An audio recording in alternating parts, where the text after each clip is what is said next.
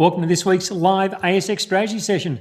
Thanks for joining me for another show. Heaps of interesting things to go through today. New all-time highs in the US, local market not quite following suit at this point, but then also some interesting movements in the commodity markets. We'll go through them as well. And then, of course, any stock codes you'd like me to have a look at, get them ready. We'll go through those in the second half of the show. As always, everything today, general commentary only, doesn't take your personal situation into account. Having been through all that, let's get into this week's first chart. And starting off with the ASX 200. And well, the ASX 200 has rallied this week despite a rate hike. So is that a sign of the market starting to turn higher? I'll talk more about this in a minute. And then over in the US, the S&P 500 has just hit its 15th all-time high for the year. But is it time to question the record run? I'll come back to this shortly. But before we do that, let's start with this latest price action in the ASX 200. So signs of buying have started to emerge over the past week. And it's been happening during a week that's included a rate hike. So while I think that the rate hike was largely expected, it would have typically still been fuel for a bearish market. And when a market doesn't sell off on bad news, well, it's often a sign the underlying tone is positive. Overall, though, I think this remains a range-bound market, and prices continue to trade within this large range. They continue to trade back and forth across the moving averages. Now, I'm using the 50 and the 100-day moving averages on this chart as I typically do.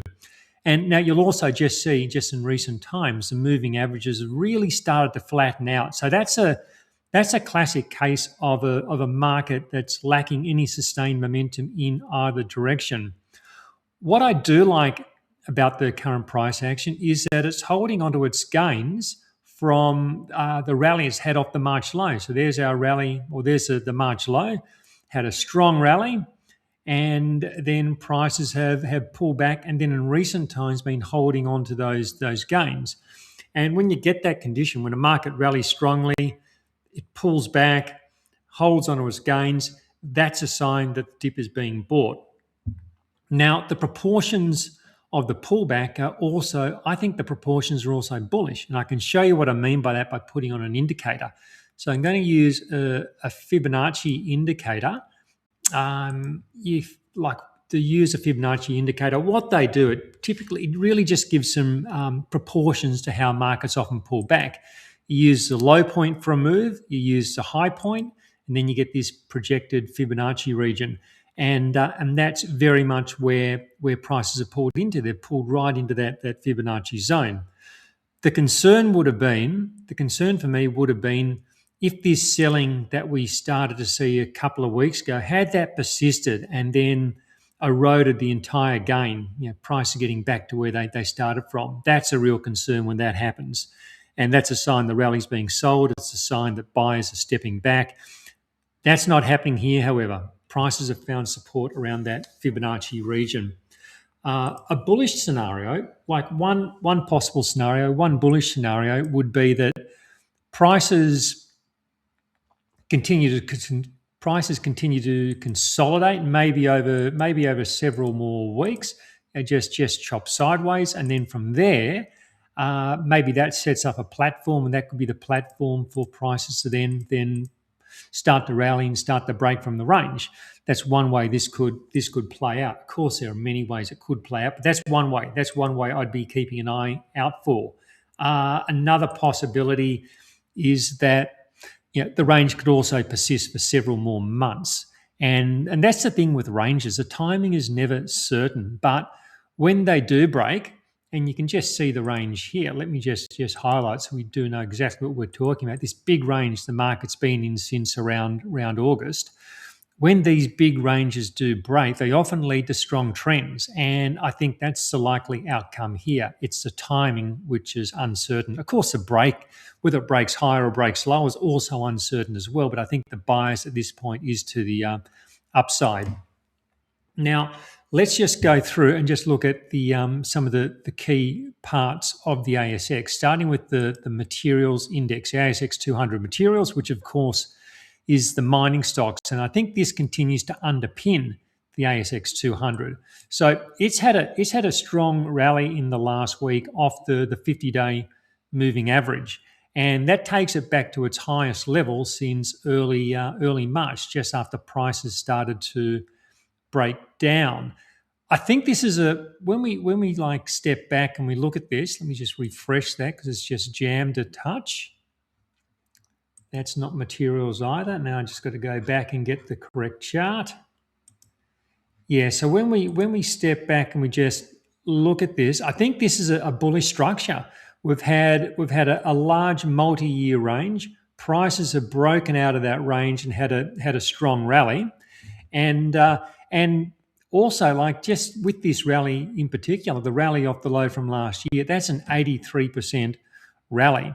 And so that's an exceptional move.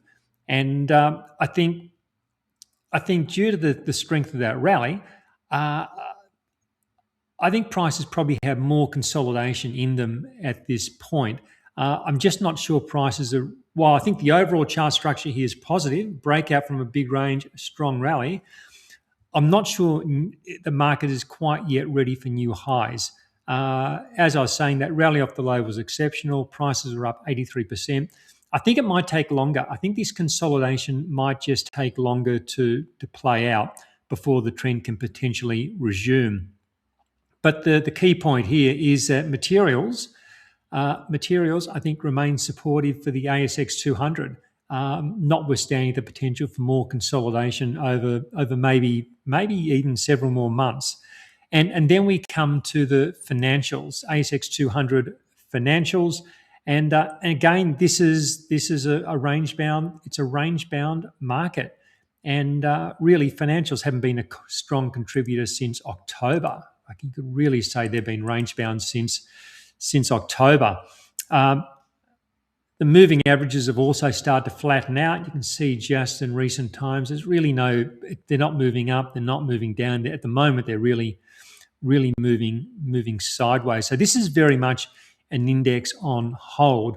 But I think the underlying trend here remains up.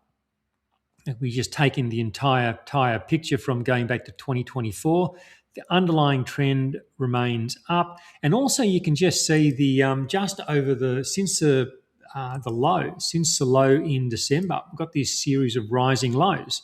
A series of rising lows is a bullish sign. It's a sign that buyers are there accumulating the index on weakness, or the components of the index on weakness.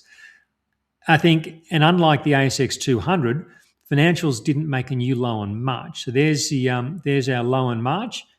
Materials held in fairly well during that sell-off. They didn't make a new low. So that's I think an important point for a key part of the ASX 200. Just quickly coming over to the equal weight, the ASX 200 equal weight. I think it's always important to look at the equal weight because it ranks the stocks equally rather than applying the biggest weighting to BHP and CBA and the like. So it's you've really got to have broad-based participation to move the equal weight higher.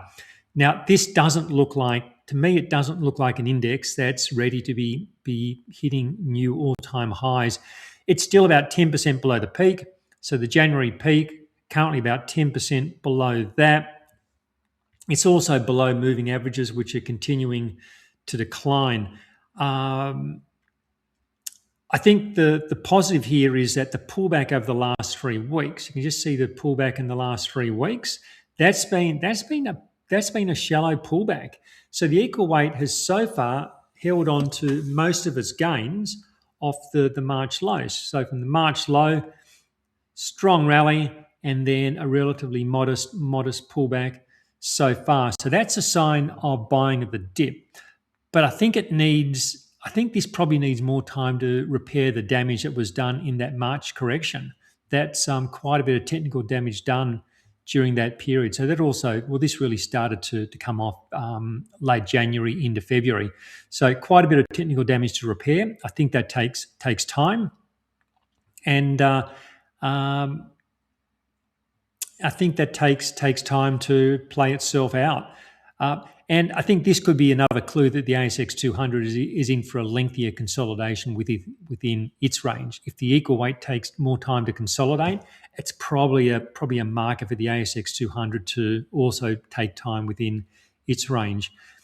If the equal weight can continue to hold around these current levels, then I think that can provide the platform for a break above this resistance region. You can see here around 2,100, that's that blue shaded region, takes in some previous lows, a recent high. So if we've got some sideways consolidation, that could be the platform for a break above there. And that's when I think a sustained rally in the ASX 200 probably becomes more likely. Just quickly coming back to the ASX 200, as I was saying last week, I think this is a time for patience. And as the price action stands today, I don't think the trend has ended. I don't think this overall upward period has ended. I think it's on hold. I think it's in hold within a range, and that's what ranges are all about. I also want to continue holding stocks that don't give me a reason to sell. I don't want to sell stocks through just being bored with them or wanting to do something else. If I don't have a reason to sell, I want to continue holding stocks which are within broad upward trends. While the index might take longer, the index could continue to chop sideways for a while yet. I think it's an environment where the right stocks can still perform. So not all stocks need the index rising to go up. A declining index is another matter, but a sideways index can still be the right environment for a lot of stocks with the right setups to do well. And then I think I think let's be patient with this, manage risk appropriately, and then let the right setups come to us. Okay, so we're going to jump over to the US market now. If you're getting some value from this, please hit that like button and leave us your comment. Tell me what you think. Are we range bound for a while yet? Are we about to break up? Are we about to break down? What do you think? Tell me in the comments. Always interesting to see what you're thinking. And but please click that like button now while you think about it, because it helps me a lot. Just means YouTube shows more people the video, and the more people that watch, well, makes the whole thing work. So please do that. All right, over to the S&P 500. Well, the S&P 500 hit its 15th all-time high for the year, and that was on Thursday. 15th all-time high for 2026. It made several all-time highs earlier in the year. Early in the new year, there were several all-time highs, but most of the new highs have been after the March sell-off. Most of the all-time highs have just come in the last, within about the last month. And the series of all-time highs have also coincided with some of the strongest and most persistent momentum ever. So it really has been quite an exceptional time. What I find fascinating is the ongoing disbelief in the rally. I saw the latest AAI survey yesterday. So the AAI is the American Association of Individual Investors, and the level of bullishness, well, it's hardly changed since last week, despite the market hitting more all-time highs. And I'll show you what I mean. Here's the survey from the week just concluded, and what we see here is the bullish reading. It's only increased by 0.2% from what it was in the previous week. So it's almost no change at all. The biggest change has been in the neutral camp. Neutral's gone from 22% to 28%, and that's been at the expense of the bears, which has declined. So there are fewer bears, but they haven't transferred into the bullish camp. They've just gone to neutral. And what I thought was also interesting is when we look at these historical averages. So over time, the average number of bears has been 31%, and with the market sitting at all-time highs, there is an above average number of bears. It's something you normally wouldn't see when a market is at all-time highs. So coming back to the S&P 500, we've got this situation where the market is hitting all-time highs, and there appears to be widespread skepticism in the rally. The most common argument I'm seeing for this persistent skepticism in the rally is overvaluation. People saying the market's just overvalued. But in my experience, this type of strength, the type of strength that we've seen, it's generally more enduring than many people expect. So we've seen this many times before. People say the market's overvalued, but the underlying trend is strong. The market tends to surprise the skeptics over time. No guarantee of that, but there's a tendency, a strong tendency, I think, for that to happen.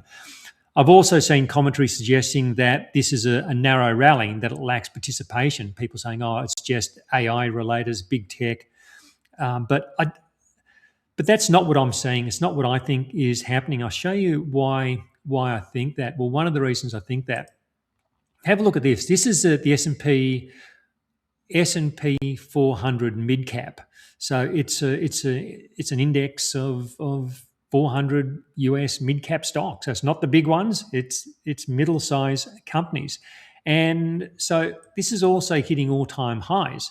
So the recent strength, if the recent strength was just big tech and AI, then I'd expect that to show up in mid cap performance. Mid cap isn't as strong as the Nasdaq. It's a little bit behind the S&P 500, but nonetheless, it's making new all-time highs. So that suggests to me that there is quite a bit of buying across the market. It's not just it's not narrow.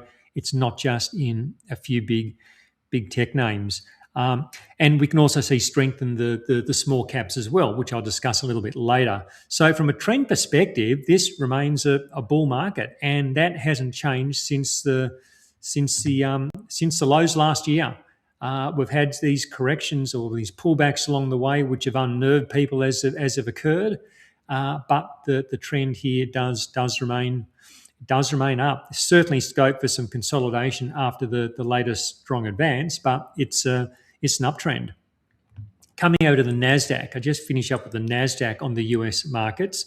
I want to show you just how stretched the Nasdaq is above its 50-day moving average, and I've put the indicator on the bottom. So this indicator down below, it shows the percentage above or below the 50-day moving average that the market is tracking. So the 50-day moving average is that red average. Then we've got the 100-day, but that's not part of the indicator. So at the moment, you can see the Nasdaq. It's about 10%. It's about 10% above its moving average. So where we currently are, it's about 10% above that moving average, and that shows up in the indicator. You see 10% here on the side, and so this is actually about the most stretched the Nasdaq has been in the last 20 years. So now the first thing many people think when they hear something like that is, I'll say, oh, well, the most stretched in 20 years, that means the market's about to crash. No, that's not where I'm going with this. Rather than signaling a top, most of the time it's a signal of underlying bullish conditions, and then that typically leads to higher levels in the coming months. But it also often leads to at least a brief near-term pause in momentum. I'll show you a few examples of that. And just as I scroll this along, you can see these. Yes, not that often we see it up 10% stretched above the moving averages. So first period I want to show you, it's just in here. It's this is from 2023. You can see the 10% stretched. There's a brief pause. See the pause that we get here? It's not a big pullback to the 50-day moving average. It's a brief pause. Market continues higher. Something larger happens later, but that's not the point. It's a brief pause between moving higher. We've got another one in here from earlier 23. Hit the 10% stretch. This one did come back to the 50-day moving average. It took a couple of months probably to play out, but then again moved on to higher levels. Just a couple more to show you. This period in here is interesting. Here's a touch up here. This was during 2020, so this is a recovery from the COVID low. This is brief. It gets stretched. It doesn't signal a top, doesn't signal a turnaround. There's really just 3-day pullback, and then it's off and away again. Something similar happened a month or two later. And then we've got an example where it does lead to a larger pullback to the 50-day moving average. Eventually touches 100-day, but again, it's a consolidation in prices. prices rally again. Prior to these examples I've just shown you, you've got to go back to 2009 for the next one. And prior to that, you've got to go back to the aftermath of the dot-com bust. So this is a rare occurrence to see the Nasdaq 10% above its 50-day moving average. But yeah, as you can see, it after a short pause, it often leads to higher levels. You can use this indicator, go back through more historic examples yourself. I think there's a good chance the Nasdaq is getting close to a mild pullback. But based on how this has played out before, I don't think prices will correct all the way back to the 50-day moving average. Of course, they'll eventually come back to the 50-day moving average, but I think that could be, say, after a brief pause and after further gains. This move higher, I think, has taken a lot of people by surprise. I think there's more money on the sideline that wants to get back into the market, back into stocks, but quite simply have just missed the rally. They got scared out during the shakedown period, and they didn't move back in quickly enough. And the speed of this advance has just put them on the back foot. So we now have a situation where that money is effectively locked out of the market.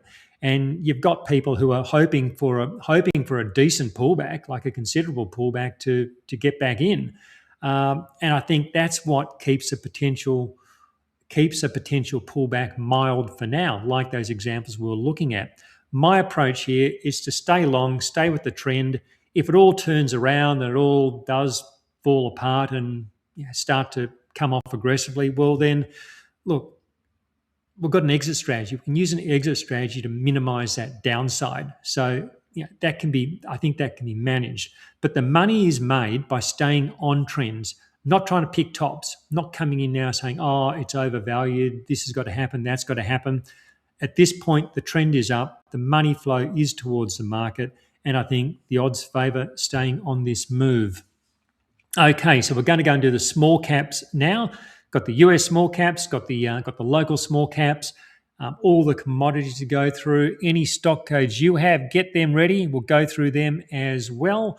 And but of course, that wraps up the free section. If you're not a strategy session member, there's a link below. Click that. Come on board. Doesn't cost you very much, and we go through so much more stuff that really I think you'll be able to use to help manage your own portfolio and give you ideas which otherwise you may not have found. All right. Let's start with the Russell.